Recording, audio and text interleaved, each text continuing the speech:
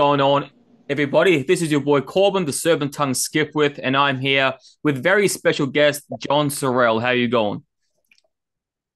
Doing great, man. How are you? Yeah, not too bad, not too bad. This has been in the works for a while, and it's finally good to do it. Absolutely. Nice. So let's start from the beginning. John, WWE Fanboy Sorrell. Tell me, what was your upbringing like? What was your childhood like? Well, my mom is a minister, and so I was raised in a Pentecostal church, and that's all I knew until I was like 16, 17, and then kind of started branching out into my own thing. But yeah, strict upbringing, yeah, very religious. Nice. I, I can definitely relate to being raised Mormon for 18 years of my life. Um, Uh, yeah, very strict. Lots of rules. My parents have mellowed down quite a lot in their old age, but in their prime, so to speak, they were like super strict. And well, at least my mom. Dad wasn't as strict as her, but mom was like the super strict one. And if you're listening to this, I'm not bagging you, mom. I'm just saying you were strict. Now you've mellowed down. Um, and yeah, so I can definitely relate to that. So was it through this religious upbringing that you found heavy metal? Was heavy metal like kind of the escape, the fruit that you couldn't have, kind of so to speak?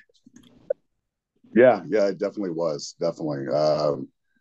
And I kept it a secret for a little while. Would just listen to it with my headphones and hide my CDs under my bed. And then my mom found them one day and took it all away. You know, uh, yeah. And it wasn't until I moved out that I, was able to have complete freedom with what I wanted to listen to and what I wanted to watch. And all that shit. But I'm sure it's like that for most kids. Yeah. What were some of the albums that you were hiding back in the day?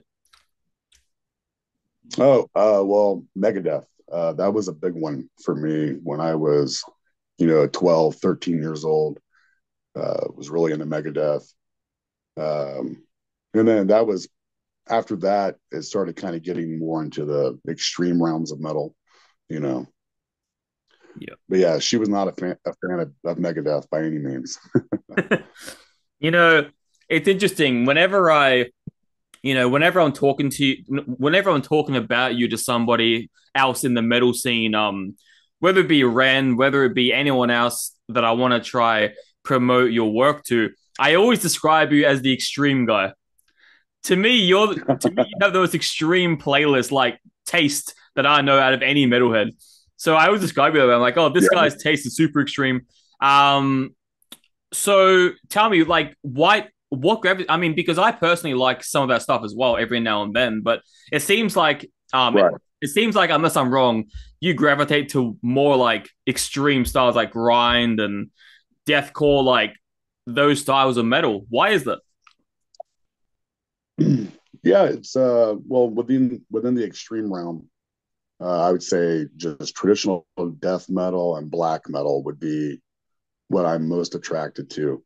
Um, and with death metal, it's because it's more like a horror film that you're listening to in a way. You know what I mean? With the lyrics and soundscapes and whatnot. Black metal relate to on a more spiritual level, I guess. Just depending on the band and what the subject matter is. But honestly, I haven't listened to metal in about 6 months. um, I listen to lots of different music, and um, really into goth rock and stuff like that. And so that's kind of where my mind has been for the better part of the year. Yeah. Um. So So yeah, yeah, I was gonna say you moved out when you were what age? What age did you move out? 18. No, Sorry. I moved out when I was 18. Yeah. Okay. So Okay. 18. So um when did you start Yeah. to consider doing like magazines and like making physical issues of things? Like when was that interest sparked for you? Well, as a kid, I read all the metal magazines, Metal Edge, Metal Hammer, Pit, all that stuff. And of course, as a kid, I thought, yeah, this would be great to one day, be able to do something like that. But it wasn't until 2 years ago that the whole idea came to be. Oh, excuse me. And it actually started off. I don't. I'm an artist. I've done work for you. Um, that was the original idea, was just to do an art book, like featuring my artwork and trying to like promote my art and everything. And it kind of turned into its own beast. And I started working with other artists and started working with bands. And, it turned into what it is today. So it wasn't so much planned. It just kind of happened. Um so tell me, where did the name come from for it? Morgue Rot? Yeah. There's a band called Morgue, um, from, I believe, the early 90s. And that's where the morgue part came from. I was listening to that band quite a bit at the time. And I, toyed around with a few different names. And ultimately, just Morgue Rot kind of just came to me, you know. And I was like, that sounds great to me. So I think I'm gonna go with it. But there were other names like Mind Asylum and different shit that I come up with. But yeah, Morgue Rot just kind of stuck. So Do you still remember the bands you covered on your first ever issue? oh yeah, yeah, definitely. Because one was a big surprise. Diafago from I think Brazil. Is that right? Mm. I can't remember. But yeah, they're pretty big underground black and death metal band, and I did an interview with them, and then most of the other guys were locals um, here in Memphis, Throne, and uh, there were a couple more. But yeah, that's been 2.5 years ago, so a lot of beer since then. Yeah, I can imagine. Yeah, So what's the reset like because I'm pretty sure based on what I'm seeing on my end, you're starting to get like a pretty, dare I say, cult following behind it. I see you get lots of reactions. I see a lot of, people commenting, sharing. What's the whole, like, it must be a rush for you to notice your creation kind of blasting off the way it has lately. yeah, definitely. I've been really fortunate to work with some really good people, some really talented people, yourself included. And that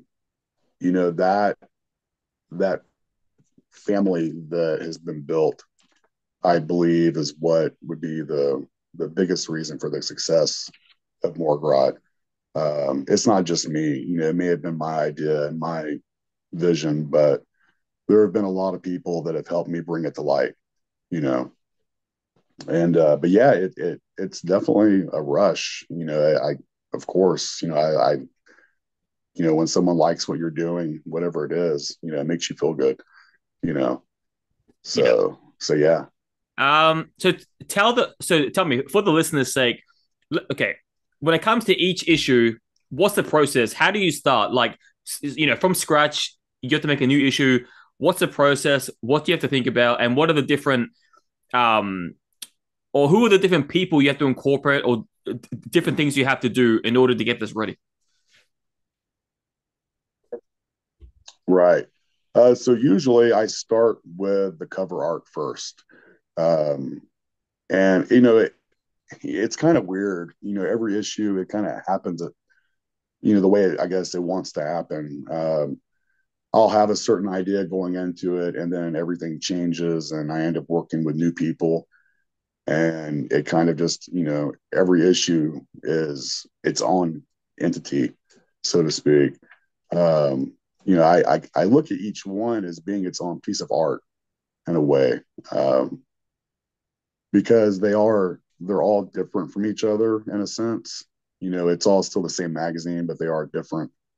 But as far as the process, like I said, start with the cover art and then, communicate with a few bands and see who wants to do interviews. And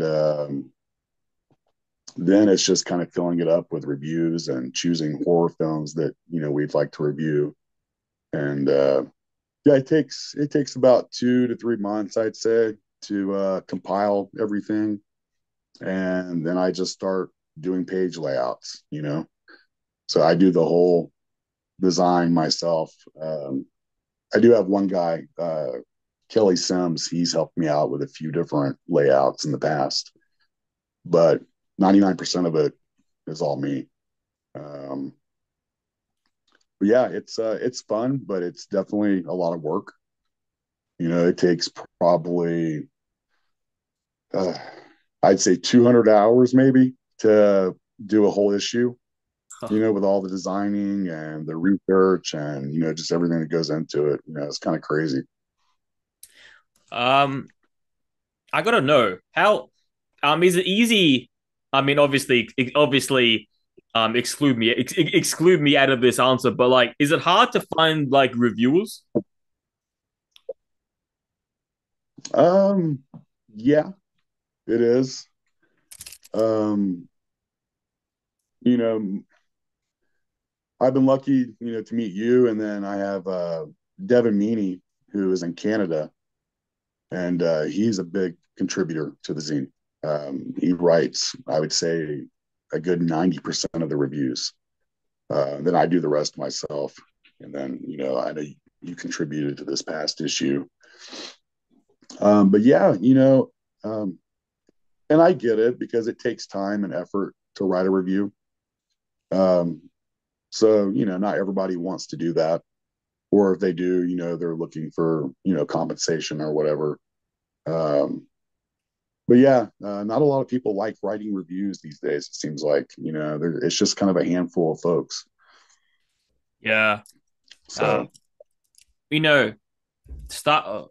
Yeah, like ever since I put a price tag like on my reviews, besides the Morgue Rot, I've like been completely yeah, dead. So it's like totally.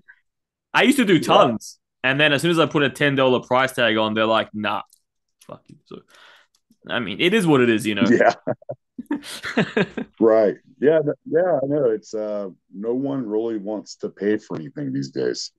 They want things for free, and obviously, I'm not talking about our relationship, Yeah, but there's a that's kind of the general attitude out there, or they just want to write the reviews and uh, just publish it on their own, you know.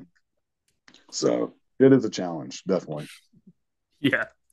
Um, what do you see? What do you see? Like, what's your goal for this this issue thing? Like, I mean, yeah, like if we're talking 2, 5, 10 years from now, are you hoping this will be its Yeah, own full-time thing that you can get paid from, where you can live off, or I do. Yes. For the past 2 years, it's more just been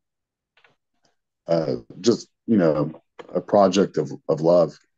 Um, it's just been something I want to do, and I've wanted to work with these bands and these artists and everything, and but it has come to a point to where I'm losing money, and so I have had to raise prices and do a few different things to try to recoup some of that. Because yeah, for the first 2 years, I didn't make a dime. So I was trying to get the issue into the hands of people as cheaply as I could, and but yeah, I had to change them. So I'm hoping going forward because this last issue did do pretty well. yeah, I was able to pay a few bills, nice. so Yeah, so I'm really hoping that going forward, this will become, a full time thing for me. You know, Well, I'm not sure if you do it already. Maybe I'm just oblivious, but have you thought about doing like deluxe editions where you add in merch or I saw playing cards you had like figurines and stuff like so right, right. would you say that's an option going forward? Yeah, definitely. Actually, back with issue three, I did a thing called the Body Bag Edition, and it was issue three with a comp, a T-shirt, a cassette tape, and something else, and it all came like in this black bag. So that was the first time I'd ever incorporated merch with an issue before. But yeah, I would definitely like to do that again in the future. Everyone seemed to to like it pretty well. It was pretty cool. Yeah. And as far as the playing card, that's there's a board or a card game, Killer's the card game, which is created by Jeff Ignatowski, I believe is his last name. And yeah, we met earlier in the year, and he asked if I would like to include a card with this newest issue. We're actually planning on doing cards with every issue going forward. Um, and so yeah, it's been a pretty cool working relationship with him. And on a side note, I'm actually working on some artwork for another game that he has coming out called Killer's Hunting Grounds, and that I believe is the miniature based game that you're talking about, the little figures, Hmm. you know.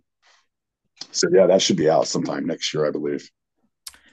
So all I heard was that the issue I just bought just missed out on the cards. You said every issue going No, forward will no, now no, have no, no. cards. Yeah, well, no, the one that you have, the one that you ordered will have a card as well. Yeah, yeah, you're Nice. good. Nice. Is this the first time? Because I know, correct me if I'm wrong, but for this or this one, like so the one that I have contribute with, that one you made two editions, didn't you? A Sagas and a normal. Yes, What was is this your right. first time Now doing two? Like it separate? is. Yeah, it's first time doing two covers. Yeah, the content is the same in both editions. It's just different cover art. I ended up working with three different artists, and so that was the big deciding factor in doing two different covers. Yeah. So what was that like, promoting two different and like what was the back and forth with the with your fan base over it? Like, was it like, oh shit, there's two, or was it were they very indecisive choosing which one, or were the sales close, or No, I would say the Baphomet cover uh, definitely sold the most copies. yeah, Um, yeah, it was limited to 25 copies, and they're all gone.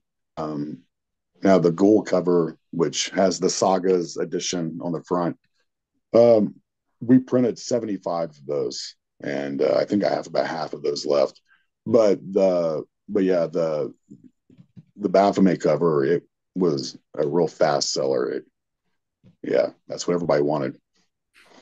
well, at least to the fans out there, you can still get the Sagas one. That's cool. Yeah, yeah, it's still available. Nice. Um, Yeah, no, it's been a crazy experience, even being part of this, on the Sagas one and helping write reviews and finally discovering kind of like a partnership with it, because there's so many great bands out there that I would love to get some Yeah, spotlight and absolutely. like in return, I don't mind doing reviews. I'm not a selfish guy in that regard.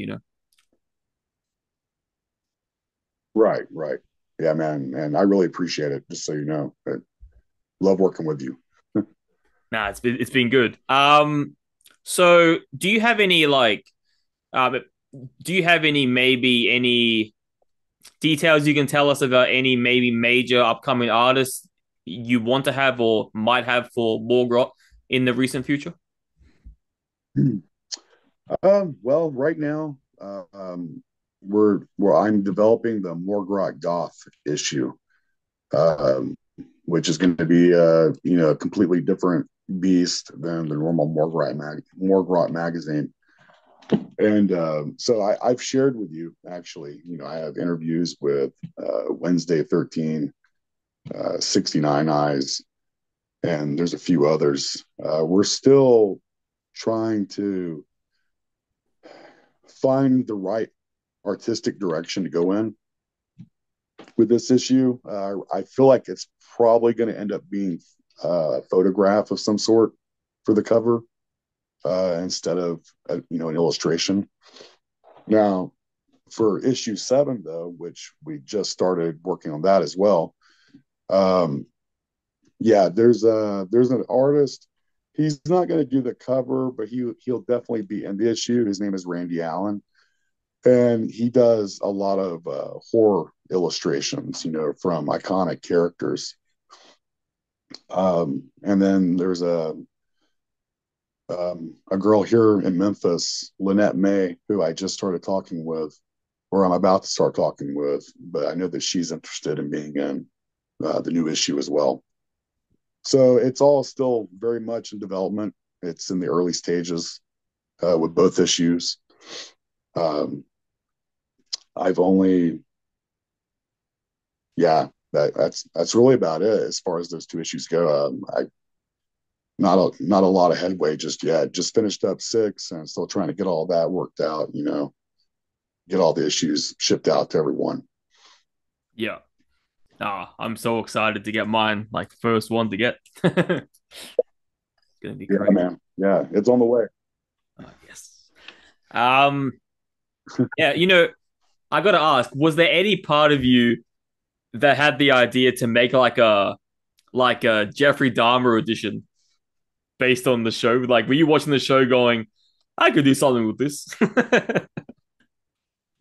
Yeah, I haven't seen the show. I've heard good things about it. But yeah, I've yet to see it. I'm very familiar with Dahmer, with the history and whatnot.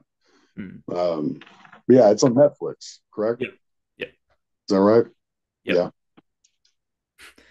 Nah, that'd be cool if you made like a special like serial killer like edition. Like Yeah, that's that's actually a pretty cool idea. What's funny is I don't know if you're familiar with my other zine, WSI, the What Satan Intended. Have you heard of that? Okay. I only did one issue, and I was thinking about incorporating serial killers into that. And I even wrote up a piece on Richard Ramirez, but ultimately decided not to include it. So yeah, it's definitely something that I've thought about a little bit, yeah. and yeah, may do something like that in the future. I reckon, like, thinking about it, like, this is all just me thinking now. I had no thought about this before the interview, but think about like you could be the one to really push the boundaries on what to like. Think about it. If you hypothetically, if you made like a Dharma box, you could like include like a photograph of something of like a guy like what Dharma did, like something spooky like Yeah, that, or yeah, Ted Bundy, like a piece of clothing. Like, I reckon you could.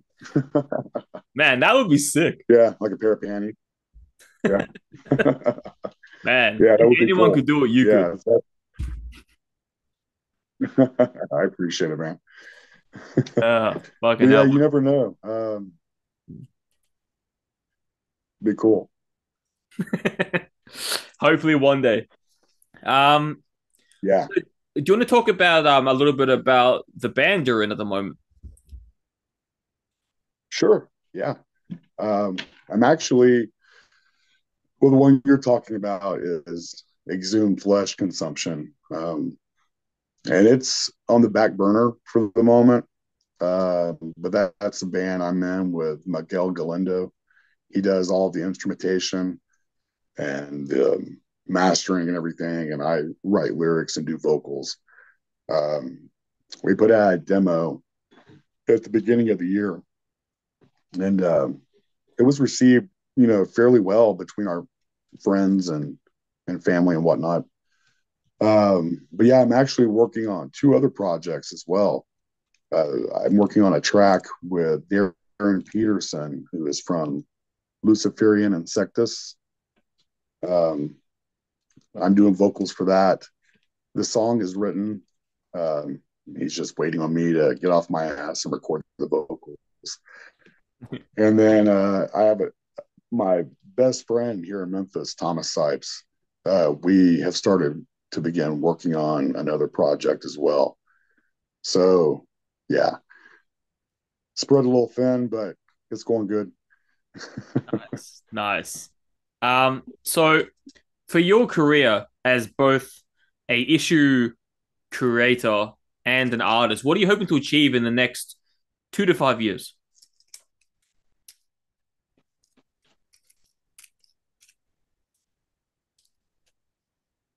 Wait, say that one more time, man. Sorry, it must be cutting out on my end.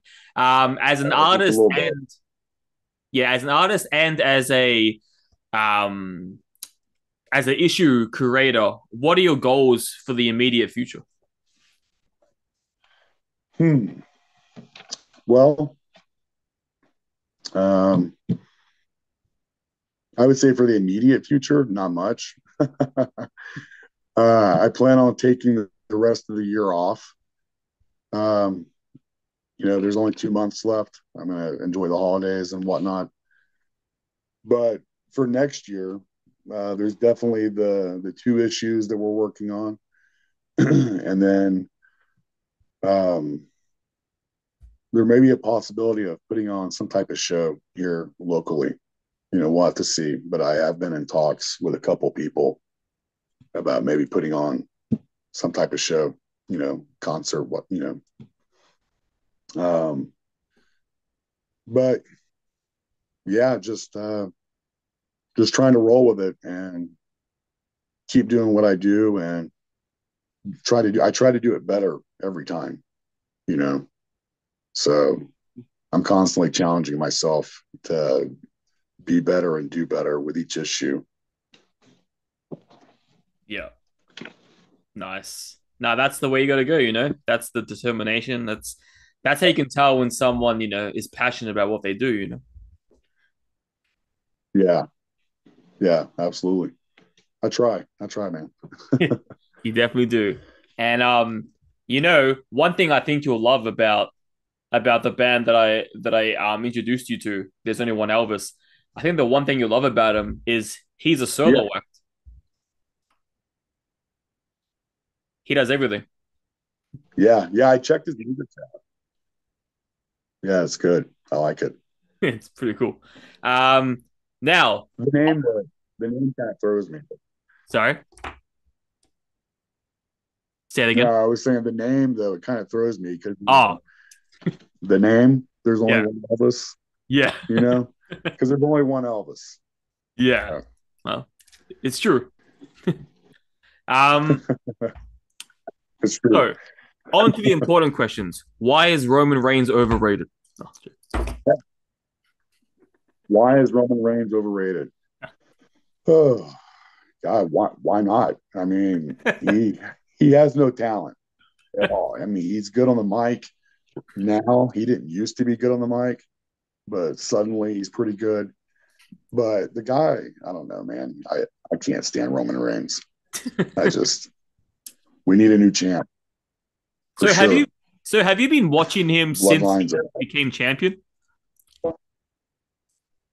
yes, So you've seen the whole 2 year. yeah. And I was watching.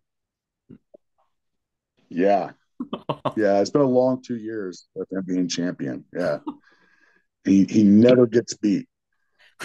It's ridiculous. That's fucked. 2 years. Um, What's funny is I'll tell you this, man. Right before he became champion, he was in a feud with uh, Corbin. what's his name? Baron. Corbin, Baron Corbin. And he made him eat fucking dog food. And then like 2 weeks later, he became champion. So, Oh wow. Yeah. For all of you watching at home, I'm the AEW Japan guy. He's the WWE fanboy. So that's right. WWE for life. that's where he comes from. I tried to get him to watch Japan. He didn't like it. I tried. No, they hit too hard. uh, I tried. Um, so is there anything